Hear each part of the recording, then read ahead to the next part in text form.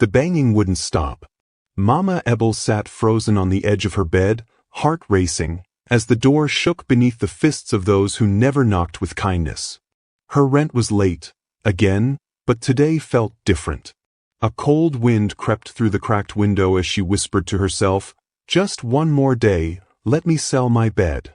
But the city had no time for prayers. As the lock clicked and her world began to collapse, she clutched a faded photo of her daughter, wondering how a land of dreams had turned her life into a silent war. Welcome to my channel. Drop a comment telling us where you're watching from, and don't forget to subscribe. This story will break your heart and awaken something deeper. Let's begin. The city was still half asleep when the knock came, hard, cold, and impatient. Mama Ebel stirred on her narrow bed, her eyes darting toward the door as if she had been expecting it in her dreams. The walls around her were chipped and thin, the kind that told stories if you listened close enough. Wind rattled the old windows, but it was the knock, knock, that made her body go still. Knocks like that never brought good news. She slowly pushed off the faded blanket, her swollen ankles brushing against the cold floor. The room smelled faintly of eucalyptus balm, charcoal soap, and old fabric, a scent that had somehow become her signature. She tied her scarf over her silver-threaded braids and reached for her walking stick. Another knock, louder this time. "Miss Ebel, this is the Baltimore Housing Authority. You need to open the door." The words scraped at her nerves like sandpaper. She took one shaky breath, then another. "I said I would pay," she whispered to herself, "when I sell the bed." Her voice sounded small in the cluttered silence. The bed, her late husband had built it with his hands when they arrived from Nigeria over 40 years ago. Heavy, real wood, ornate headboard with carved vines and roses, like the ones from back home in Nsukka. He used to say that even if they lost everything, they'd sleep like royalty. Now, the bed was all she had left. And even that was a promise she could no longer keep. She opened the door halfway, just enough for her tired eyes to meet the cold stares of two uniformed officers and a young woman in a black jacket, clipboard in hand. "Good morning, ma'am," said the taller officer without warmth. "This is an eviction order. We've given you the legal window to vacate. You'll need to come with us now." Mama Ebel blinked at them. "I just need 3 more days. Please. I will pay when I sell the bed." The man said he'd come for it this weekend. The young woman with the clipboard, white, probably mid-20s, shifted uncomfortably. "We understand it's difficult, but we don't have discretion here. The court already ruled. We have to follow through." Mama Ebel placed her hand against the door frame. Her fingers were trembling, but her voice held on. "Where do you want me to go? I have nowhere to carry this old body to. My daughter's in Atlanta, she doesn't answer my calls. My people, they are all buried under red earth." The officers glanced at each other. The younger one sighed. "Ma'am, if you don't leave willingly, we'll have to." "I said I'll pay." Her voice cracked, the edges frayed with exhaustion. "I just need to sell the bed. You know what that means? That bed fed my family. That bed held me when my husband died in this strange land. That bed is not just wood, it is my life." Her voice echoed down the stairwell. The hallway lights flickered. A door across the hall creaked open and quickly shut again. Someone was recording with their phone from the floor above. "Let's just go inside and get her things," the officer muttered, stepping forward. "No." She clutched the doorframe tighter, her whole body bracing like a tree in a storm. "You will not drag me out like a criminal." But her voice was no match for the cold procedure. The officers stepped in, and one of them gently tried to guide her away from the doorway. When she resisted, they grabbed her arms, not violently, but firmly, and that was enough. She cried out, not from pain, but from the deep, unspoken horror of being erased. As she was pulled from her apartment, her feet dragging, her scarf slipping slightly to reveal graying roots, she looked back one last time.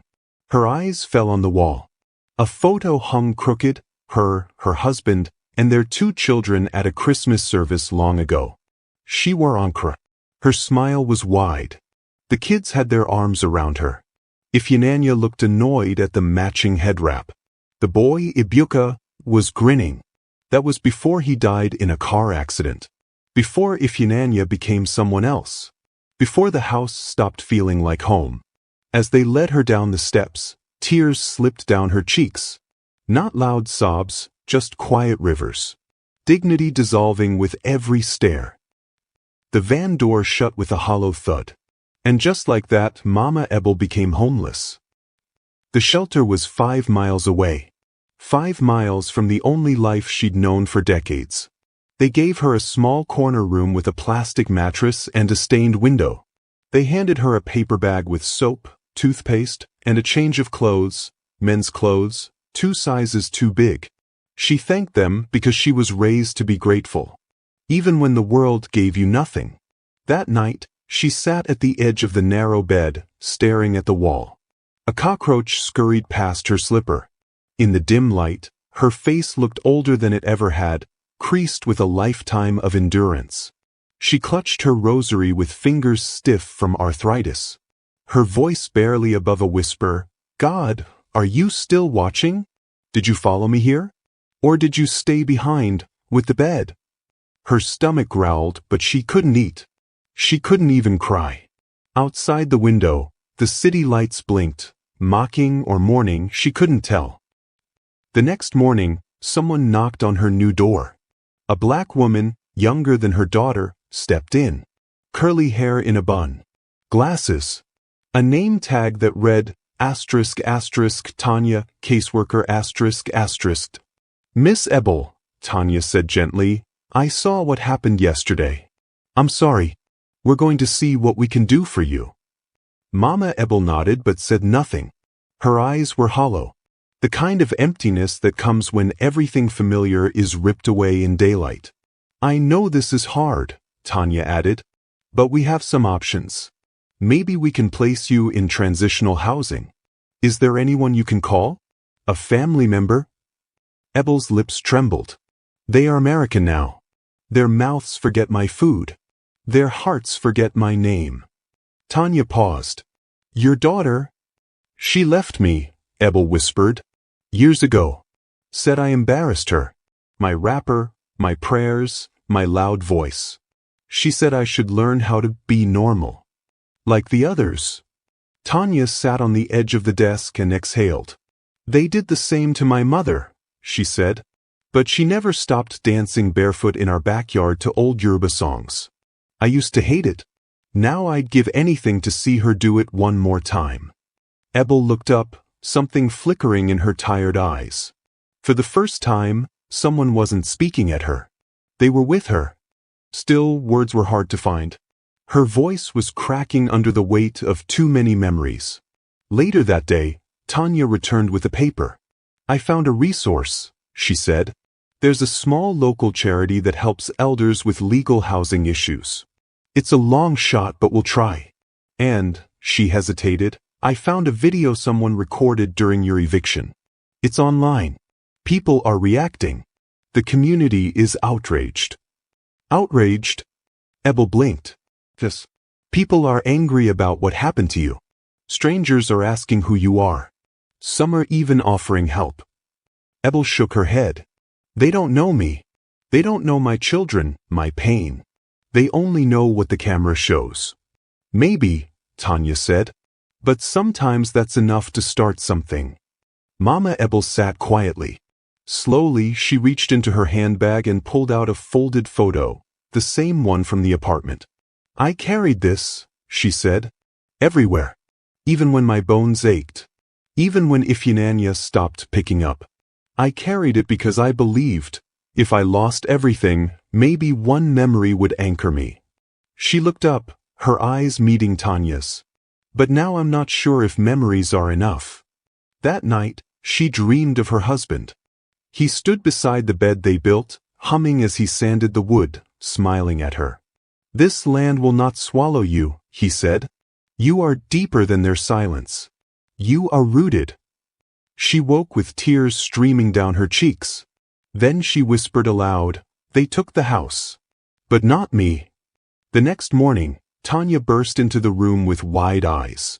"Mama Ebel," she said, out of breath, "someone just reached out through the shelter's contact form. From Georgia. Says she's your daughter." The room went still. Ebel didn't move. Didn't blink. Just one word escaped her lips. "Ifyunanya." The silence in the shelter wasn't the kind that soothed. It was hollow. Stiff. The kind of silence that swallowed even memories, reducing every sound to a soft hum of survival. Mama Ebel sat by the window, staring at nothing. Not at the row of dilapidated rooftops outside or the brown pigeons pecking at crumbs along the sidewalk. Her eyes were elsewhere, stuck between time zones. Caught between continents. Wandering through the years like a barefoot child on cracked village roads. She didn't speak much that morning. Tanya had given her space after the message from Georgia came through. Ifyunanya. Her daughter. That name hadn't passed through her lips in so long, it felt foreign now. She thought about calling her back. Maybe even writing something down. But her hand trembled every time she tried to pick up the pen. Instead, she clutched the photo she always carried. A worn piece of glossy paper that had survived decades, floods, tears, and even cockroach bites. It was them. All four. Her, Papa Obinna, Ibuka, and little Ifyunanya. Back when they were still one thing. One unit. One promise of hope. The photo was taken in 1985, just outside the airport in Lagos before they left for America. Everyone wore their Sunday best. Ibuka wore suspenders too big for him. Ifyunanya's puffy dress barely stayed in place. And she, Mama Ebel, stood tall beside her husband, with the boldness of a woman leaving one life behind to begin another. America was supposed to be the dream, but she hadn't dreamed in years. Flashback. Nigeria, 1984. The night before they left Nsukka, her father warned her. "This land is who you are, Ebel. Don't let that cold place bleach your soul. They have everything, but they forget family. They forget roots." She had laughed at him then. "Papa, America has lights that never go out. Do you know what that means? I'll never need to buy kerosene again." Her father didn't laugh. He only said one thing. Lights that never go out can still leave you in the dark. She hadn't understood it then. Now, sitting on a borrowed bed in a shelter surrounded by strangers and echoes, she understood. A gentle knock interrupted her thoughts. It was Tanya again, this time carrying 2 mugs of tea. "Chamomile," she said. "It's not the same as Zobo or Lipton, but it's warm." Mama Ebel accepted it with a small nod. Her hands curled around the ceramic like it was a sacred thing. The steam rose to her face, a quiet comfort.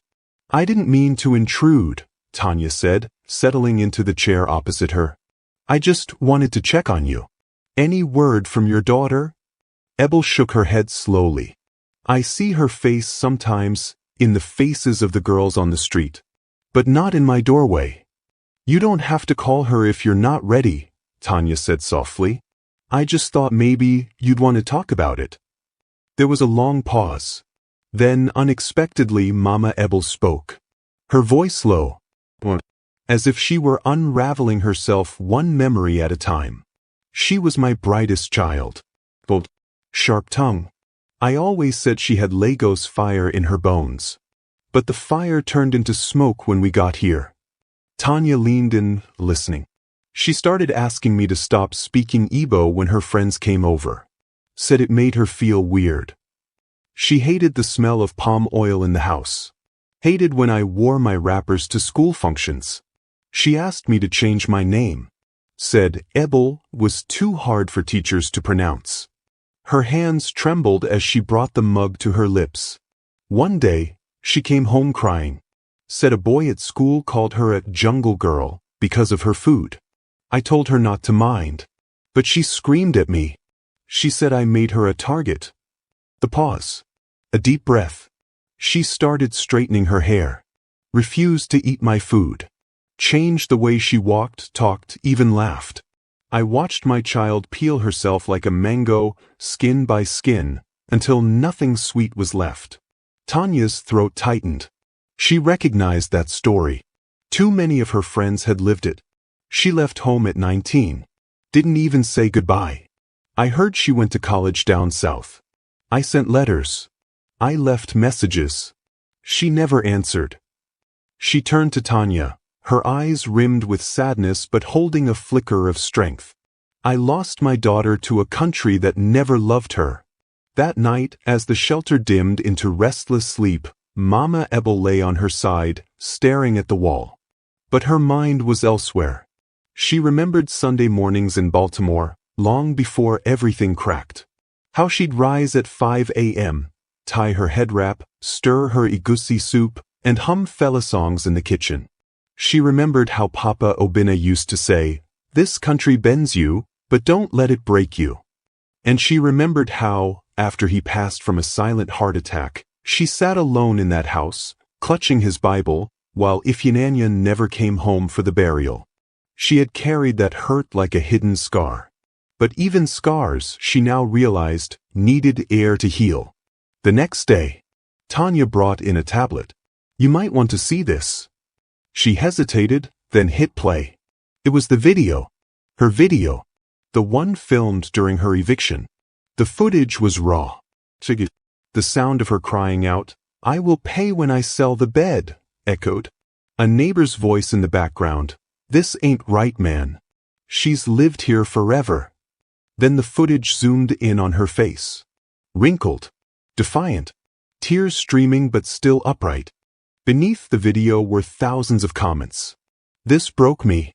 How can a woman her age be thrown out like this? Someone find her. We need to help. She's a queen. Look at her dignity. My grandma came from Haiti. This reminds me of her. Her voice. I felt it in my bones." Donations. Messages. Media requests. Offers to help. All flooding in. But Mama Ebel's hands began to shake. Her lips pressed tightly. "This is pity," she said. "Not justice." Tanya shook her head. "It's a beginning. You're not invisible anymore." Ebel's eyes glistened. "But I've been for years. Now they see my pain, but they never saw me when I was still standing. When I was cooking for the church, feeding neighbors, sweeping their children off the snow-covered streets." She closed the tablet. "This country only hears you when you scream." That evening, as the sun bled orange across the rooftops, Mama Ebel did something she hadn't done in years. She began to hum. A low, rolling Igbo hymn, one from her mother's lips long ago. Her voice, though aged, still carried the weight of something sacred. A few people peeked in. Tanya stood quietly at the door, watching. When she finished, she looked at the small crowd that had gathered and said softly, "I am not ashamed of my name. I am not ashamed of my food. I am not ashamed of the voice God gave me." She didn't smile, but her back stood straighter than it had in days. Later that night, Tanya returned, holding her phone with wide eyes. "You need to hear this," she said, playing a voice message. It was soft at first, then clearer. A woman's voice, measured, Americanized but emotional. "I saw the video. I didn't know how bad it was. I don't even know what to say. But if you'll let me, I want to come see you." Mama Ebel froze. The room went quiet. Then, almost in a whisper, she said, "God, is that really my daughter?" There are two kinds of silence. The first kind hugs you. It brings peace, comfort, rest. The second wraps around your throat, slowly squeezing, until even your memories feel muffled. Mama Ebel was drowning in the second kind. The shelter, though clean enough, felt like a warehouse of forgotten stories. The walls were pale and bare, the light too bright, the air always cold. Plastic chairs lined the corners like spectators to suffering. Even her sleep was shallow, chased by the ache in her joints and the haunting fear that she'd never again sleep in a room that belonged to her. Her days were routines of nothingness. Tea in the morning, a quiet corner by the window, A walk around the block if her knees allowed it, and then back to waiting. Waiting for food. Waiting for change. Waiting to feel like a person again. And yet, the city around her never paused. Baltimore moved like a machine, horns honking, buses groaning, sneakers slapping pavement, sirens always screaming for someone who wouldn't be saved in time. She watched it all through the fog glass. She used to believe that one could survive anything with dignity and prayer. But now she wasn't so sure. Tanya came back that morning with a folder under her arm and a tired look in her eyes. They rejected the emergency housing request, she said, sinking into the chair. Claimed your income is too low to qualify for any long-term placement. Mama Ebel blinked. Too low for poverty? I know, Tanya said with a frustrated sigh. It doesn't make sense. They're saying you don't meet the threshold for certain benefits because you don't have active employment. But you also don't qualify for others because you're over 65. It's like you're invisible to their system. Ebel tilted her head. But they see me well enough when it is time for taxes. Tanya chuckled bitterly. Ain't that the truth? Silence stretched between them. Tanya tapped her pen against the folder. I'm going to be honest, she said. This isn't just about red tape. This is about something deeper. The system's not broken. It's designed this way. Ebel watched her quietly. Tanya looked young, but her eyes were older. Tired. Heavy with things they both understood without speaking. I filed an appeal, Tanya added. But it'll take weeks. In the meantime, I found a legal clinic that might take your case pro bono. It's run by a local community group, mostly black lawyers. You'd like them. Ebel didn't respond. She just turned her gaze back to the window. The shadows outside seemed to stretch longer than usual. That afternoon, Tanya took her downtown to the city's housing department. The building was tall but tired. Brown bricks, flickering lights, peeling paint near the elevators. The kind of place that smelled of desperation and old coffee. As they waited in line, Ebel clutched her purse tightly. She wore her thickest wrapper, even though the air was warm. A sense of pride. Of armor. The clerk at the counter was a pale man in his 40s with thinning hair and thick glasses. He didn't look up from his screen when Tanya approached. Name, he asked. Ebel Nwosu, Tanya said clearly. Social. Tanya gave it. He tapped for a moment, frowned, then said, We don't have anything active for her. I know. That's why we're here. We're filing a fresh intake eviction case, possible elder abuse by system neglect, no stable address. The man shrugged. She's not priority right now. Our beds are full. Unless she has a physical disability or a minor in her care, we can't fast-track her. Tanya's voice sharpened. She's 73 with arthritis. Homeless. Evicted. How is she not a priority? Ma'am, he said, finally looking up, you can't yell at me for doing my job. Tanya inhaled slowly. Her fists clenched. But before she could respond, Mama Ebel stepped forward. She didn't raise her voice. She didn't cry. She simply said, You think I am a number. I'm not. I am somebody's mother. I cooked for whole churches. I have held babies while their mothers worked late shifts. I paid my rent for 30 years without fail. Now, because I am old, you throw me away like meat that smells. The room quieted. Even the clicking keyboards paused.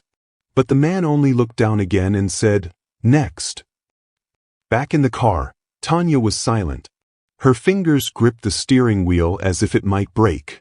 That's the fourth office we've visited in 3 days, she muttered. Every time the same thing. No space. No funds. No sense. Ebel was staring at her hands. The calluses were fading now. The hands that once washed dishes at 2 jobs, braided Ifeanyi's hair, cleaned church floors, fed neighbors, now trembled doing nothing. I used to think, she began slowly, that if I worked hard, they would see me. That being quiet and grateful was enough. But I see now, we were never meant to be seen. Tanya didn't respond. She couldn't. Her throat was tight. The rest of the ride was silent. That evening, Ebel returned to the shelter and headed to the food line. She was late, and by the time she reached the end of the counter, there was only cold rice and overcooked beans left. Still, she smiled and said thank you.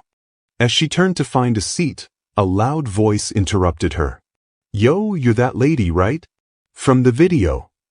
She turned. A young black man in his early 20s, hoodie pulled halfway over his head, was pointing at her. He was tall, lean, rough around the edges, but his eyes sparkled with recognition. "Yeah," he said, stepping closer. "I saw it online. You said something about a bed? That was you, right?" She nodded hesitantly. The young man grinned. "Man, that hit me hard. Like real hard. Reminded me of my grandma. She passed last year. Nigerian too. Used to talk just like you." Ebel's eyes widened slightly. "You are Nigerian?" He chuckled. "Half. Name's DeAndre. My mom's from Acure. Might, he ain't around. But yeah, I grew up with plenty stew and shouting." Something warm flickered in her chest. "You live here?" she asked. "Yeah," he said, rubbing his neck. "Court said I had to stay here for a few months. Long story. But I'm good now. You want me to help you carry your food?" She hesitated, then nodded. They sat in the corner, their plates balanced on their laps. DeAndre talked fast, about music, about how Americans didn't know real pepper, about how his grandma used to say, asterisk, "Don't let this country take your tongue from your mouth." Ebel laughed. It surprised her. A dry, unexpected sound that cracked her lips. "You remind me of Ibuka," she said. "My son. He died young. Too young." DeAndre's face softened. "I'm sorry." They sat for a moment in silence. Then he said, "You ever been on social media?" She raised an eyebrow. "You mean the Book of Faces?" He burst out laughing. "Facebook it, but I was thinking TikTok. Or YouTube." She waved a hand. "I am too old for all that." "No, you're not," he said. "You've got stories. That voice? People would listen. Trust me." She looked at him, amused. "And you will show me?" He smirked. "Only if you let me post you singing one of those old songs." "The one from the video?" "My grandma used to sing it too." Ebel paused, then nodded. That night, he recorded her on his cracked phone. No fancy setup. Just her, sitting on the edge of the bed, humming a haunting Igbo lullaby. She didn't sing loud. She didn't look at the camera. She just closed her eyes and let the song carry her home. Cliffhanger ending for Chapter 3 asterisk. The next morning, Tanya burst into the shelter cafeteria, holding her phone high. "It's going viral," she said, her voice breathless. "Thousands of people have watched it overnight." She handed the phone to Ebel. And there it was. Her face, her voice, her story, spreading like fire across a digital world she didn't understand. Thousands of comments, DMs, requests for interviews. But one message stood out. A simple comment. "Mama, it's me. Ifyananya. Please, please let me come." The wind outside whispered through the broken edges of the window frame, but inside, the room was silent. Not the peaceful kind of silence, but the kind that swells in your ears after a scream. Mama Ebel sat at the edge of her worn-out mattress, clutching a folded eviction notice like it was a telegram from death itself. The corners were crumpled from her trembling hands, and her eyes, those heavy, storm-holding eyes, had not blinked in a while. The morning had come too early, too loud. And the knock on the door, it hadn't even been a knock. It had been fists, angry, entitled fists, banging like they owned the air in her home. This time, it wasn't the police. It was the woman from the housing office. Ms. Christine. Mid-30s. Eyes like winter. Voice like paperwork. She hadn't come alone. A man had followed her inside, clipboard in hand, glancing around the apartment like it was already empty. Like Mama Ebel had become invisible before the eviction ever went through. "We gave you 60 days," Miss Christine said, pointing to the printed notice on the table. This is final. Ebel didn't answer. Her back ached. Her hands were ash dry. Her voice, somewhere deep inside, had cracked under the weight of yesterday. They had left after taking inventory of her life. The fridge with the broken handle. The electric fan held together with wire. The pile of worn shoes by the door, arranged with quiet dignity. Her life was being reduced to boxes and signatures. The sun shifted through the cracked blinds, casting long lines across her small kitchen. She forced herself up and stared at the last 4 eggs in the tray. She cooked one. Just one. She couldn't bring herself to finish it. Later, as she sat in the silence again, a low knock came at the door. She flinched. This one was different. Softer. Human. She opened the door to find Jamila, her neighbor from 2 floors up. A single mother of 3, always working, always tired. Today, her face looked different. You okay, Mama Ebel? She asked gently. Ebel wanted to say yes. But what came out was a breathless whisper. They came again. Jamila stepped inside without waiting. She looked at the eviction papers, still on the table, now joined by a second sheet. A court date. You're not alone, Jamila said, her voice trembling. You know that, right? But Ebel didn't know that. Not anymore. The community had changed. People kept to themselves. The neighbors used to bring plantains and check in on Sundays. Now they nodded in hallways, too afraid to make promises they couldn't keep. I will pay, Ebel muttered, almost to herself. When I sell my bed. I will pay. Jamila blinked. You're not selling your bed, Mama. Don't talk like that. But Ebel meant it. She had listed it online already. It was old, creaky, heavy, but still hers. And maybe it could buy her time. That evening, she took the bus across town. The sky over Baltimore hung low, a soft steel gray. Her body ached, but her mind spun with plans. She carried a plastic folder with all her documents, immigration letters, rent receipts, even the hand-typed resume she used when applying for cleaning jobs. She stepped into the church office. Father George looked up from his desk. Ebel, he said, standing slowly. What's happened? She sat, exhaling a truth that had been building like a thundercloud. They're coming for my home. She poured it all out, every letter, every notice, every indignity. Father George listened in silence, nodding. He offered tea. She refused. I'm not begging, she said. I just need help writing a letter to the court. Something to show I'm trying. He nodded again. Not pitying. Understanding. By the time she left, her eyes were swollen from tears she had tried to hide. But she also carried something new, hope written in proper English and printed in bold. Back home, she found an envelope taped to her door. She opened it with shaking fingers. A buyer for the bed. He'd be there tomorrow. Her heart split into 2. Relief on one side. Shame on the other. She slept on the floor that night, preparing herself for what was to come. The next morning, the buyer arrived. A tall black man in his early 40s. Quiet. He examined the bed frame without speaking much. Then he looked at her. You sure you want to sell this? He asked. She didn't answer. He nodded slowly, counted cash, handed it to her. But just before he turned to leave, he paused. Looked around the small room. Something flickered in his eyes. My mother had a bed like this, he said quietly. Back in Ghana. Then he left. And she was alone again. She stood in the empty room.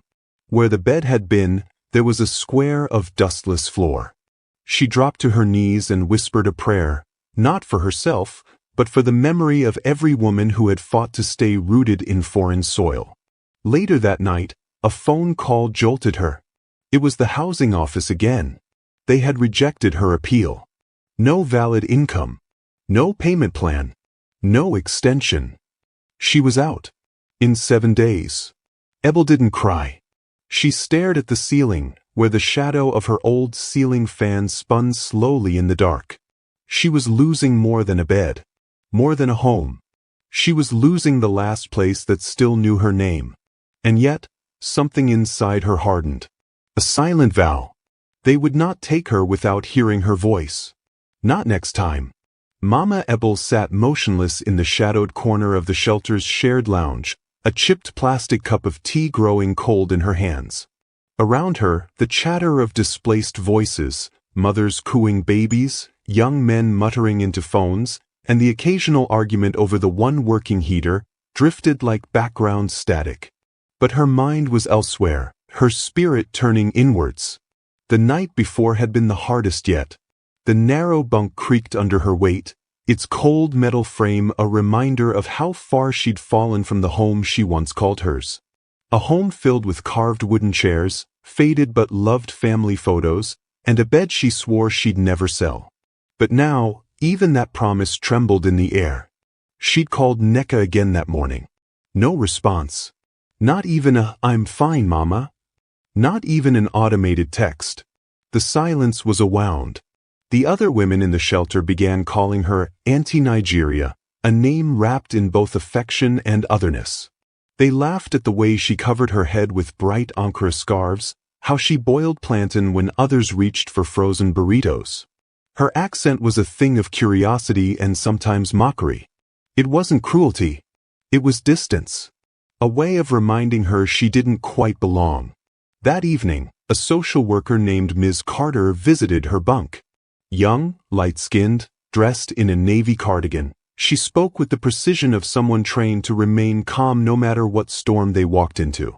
"Mama Ebel," she said gently, crouching to her level, "the city has approved temporary relocation support for seniors. You may qualify for assisted housing downtown." Ebel blinked slowly. "Do they know what happened? That I still have a home. My bed is still there." Ms. Carter gave her a long look, one that danced between sympathy and protocol. "I understand. But right now, the paperwork says you don't have a fixed address. They'll help you find one. Something with dignity. A place to rest."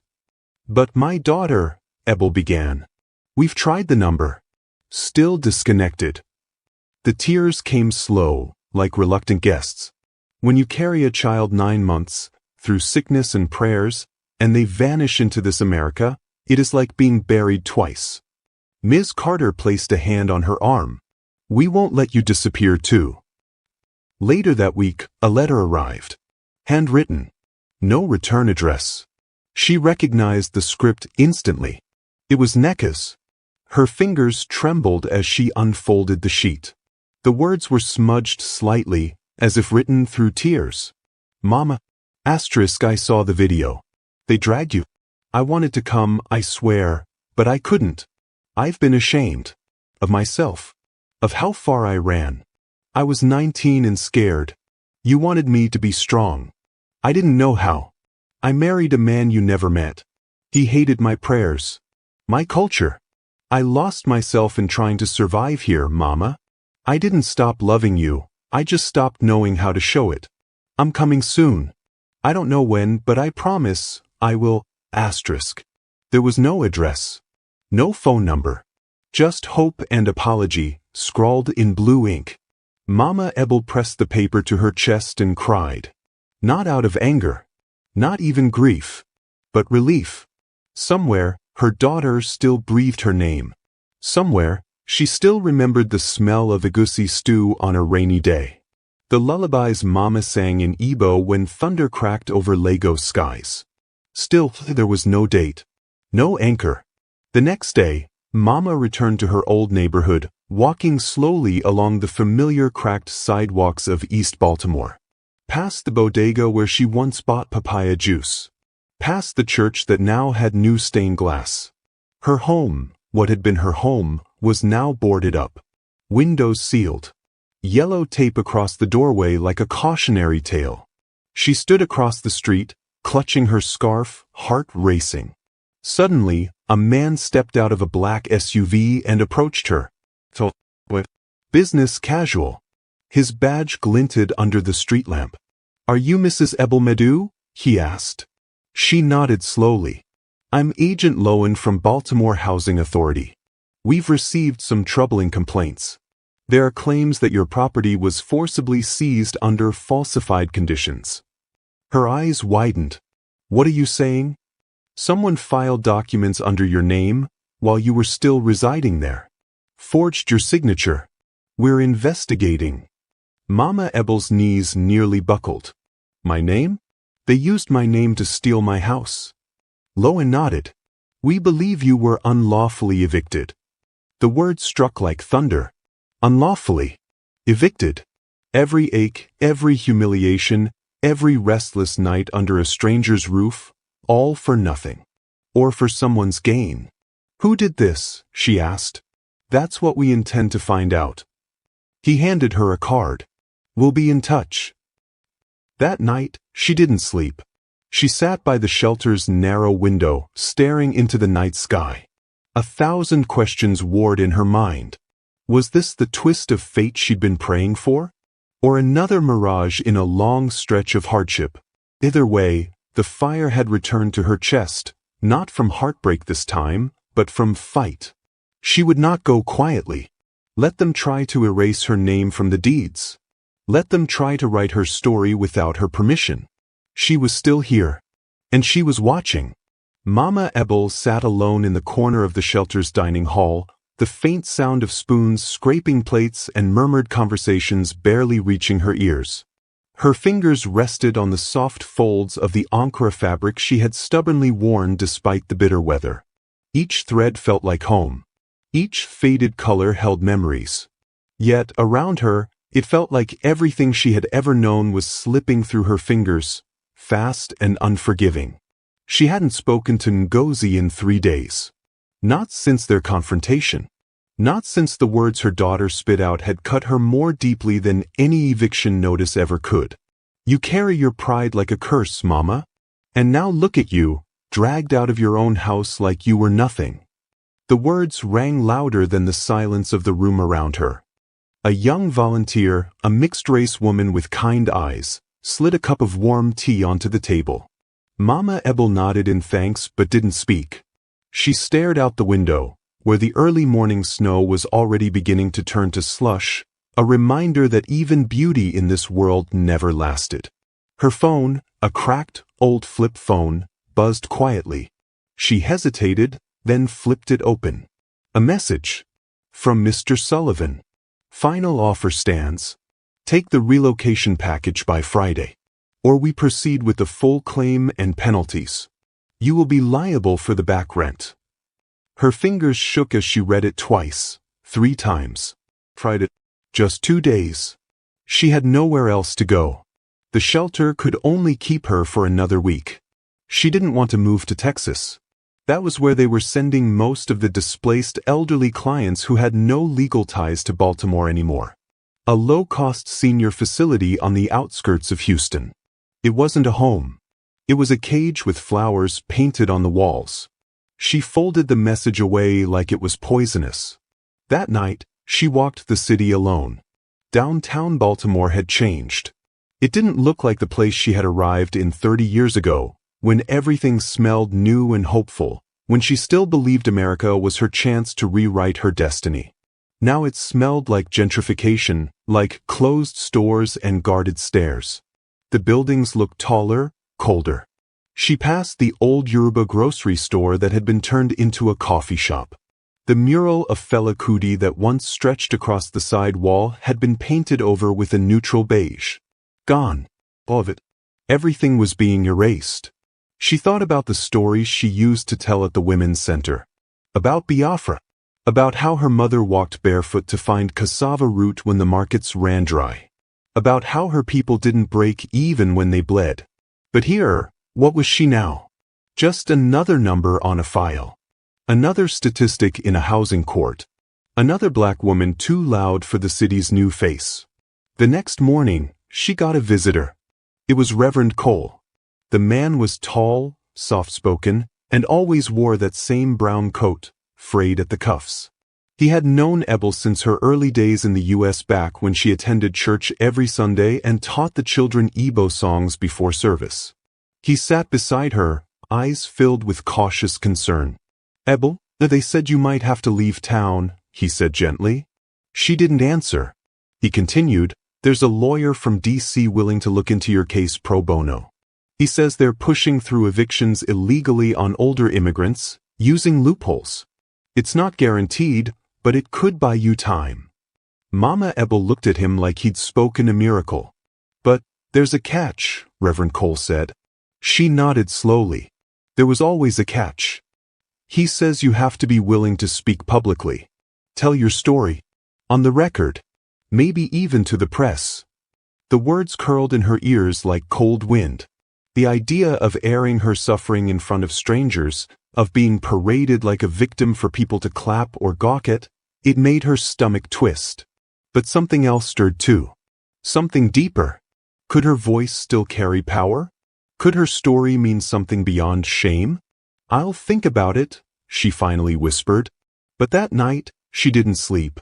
Instead, she opened her suitcase, pulled out the small blue cloth where she kept her old documents. Her immigration papers. The lease from 30 years ago, yellowed and torn.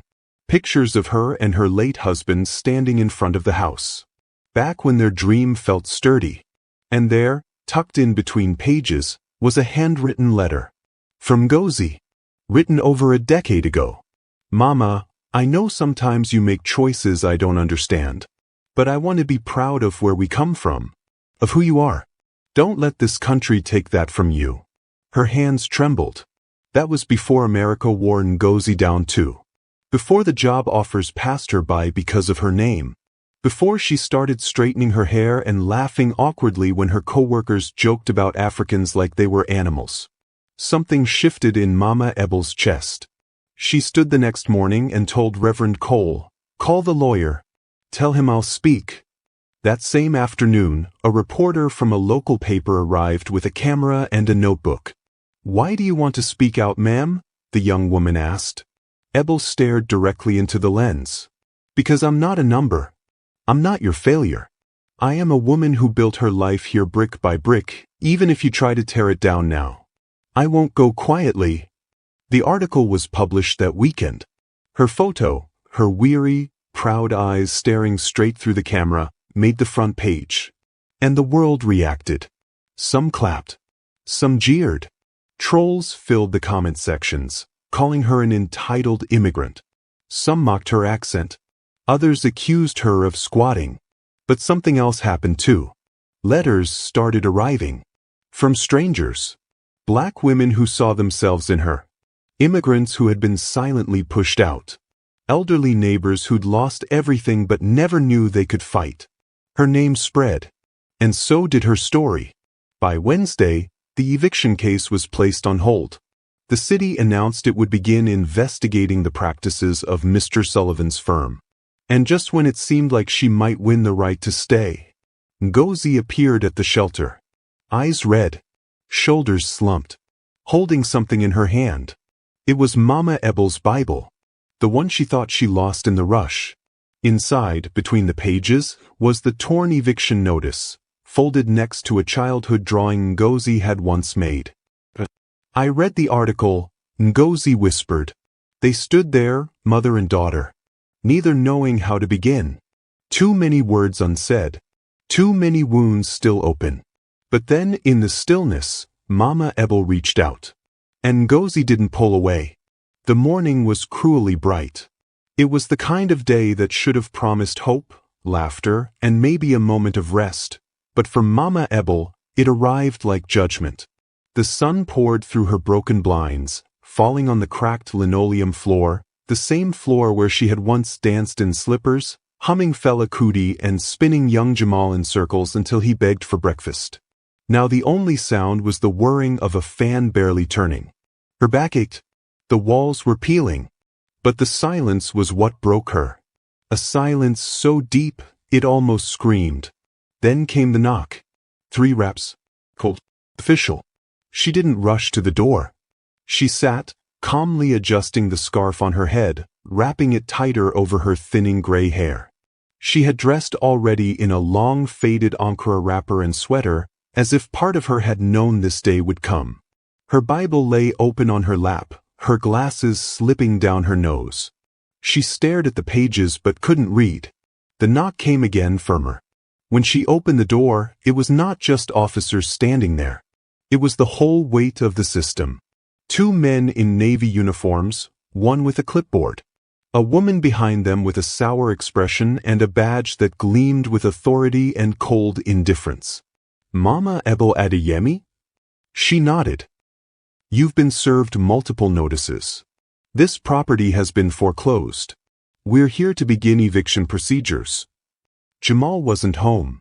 He had left for a job interview. Finally, one that seemed promising. She had prayed over him before he left, placed her hands on his shoulders and whispered Igbo blessings into his ears. He had kissed her forehead and said, "We're almost out of this, Mama. Just hold on." But time had not held on. She stepped back inside and motioned them to wait. She didn't argue, didn't scream, just walked slowly to the bedroom. The bed was still unmade, the sheets old but clean. On the edge sat the envelope she had prepared, the last money she had scraped from selling everything she could except the one thing she still slept on, her bed. She picked it up, walked back to the front, and held it out. I told them, I said when I sell my bed, I will pay the rest. But I need one more day. The woman officer looked down at her with a mix of discomfort and detachment. It's not our call, ma'am. You had months. The male officer stepped forward. We'll give you 10 minutes to gather anything you want to take. Mama Ebel didn't move. Tears welled in her eyes, but her voice didn't shake. You are throwing me into the street like an animal. A woman who fed nurses during the war. Who sang in the church choir for 22 years. Who has never taken what does not belong to her. You are throwing me out because I am old and poor. One of the officers looked down. Another moment passed. I will pay when I sell my bed, she repeated, slower this time, not as a plea, but a declaration. Then they stepped in. 2 on each side. She didn't fight them. But when they touched her arms, something changed in the room. As if the spirits of her ancestors awakened. She drew herself up, tall despite her hunched back, eyes wide with pain, pride, and power. You will regret this day, she said quietly. It went viral. Jamal returned that evening to flashing police lights, a shattered doorway, and no sign of his mother. A neighbor had filmed it all. The old woman's final stand, her poetic declaration, and the way she was dragged, still holding her Bible, refusing to scream. The internet was outraged. The hashtags trended. Hashtag Mama Ebel, hashtag I will whistle my bed, hashtag Elder Rights Matter. But that wasn't what changed things. It was the silent protest of elderly black women who stood in front of courthouses with signs saying, I am Mama Ebel. It was the letters sent to City Hall from immigrants who had buried their tongues to blend in, but found voice in her defiance. It was the nurse from Lagos who paid 6 months' rent for another elder on the brink. It was the whisper in every neighborhood that said, this cannot happen again. Mama Ebel never returned to that house. But she lived. An anonymous donor found her, an activist, they said, a woman who had once stood in similar shoes. They placed Mama in a home surrounded by books, music, and a small garden where she could plant cassava and remember the taste of home. Jamal got the job. He visits every Sunday. And each time he leaves, she smiles and says, tell them, I never sold my bed. But I still paid. Because sometimes, a woman doesn't need money to pay. She pays in dignity, in legacy, in truth. And when she does, the world must look, must remember. Mama Ebel was not evicted. She was planted. And from her pain, grew something that can never be uprooted. Thanks for watching. See you soon.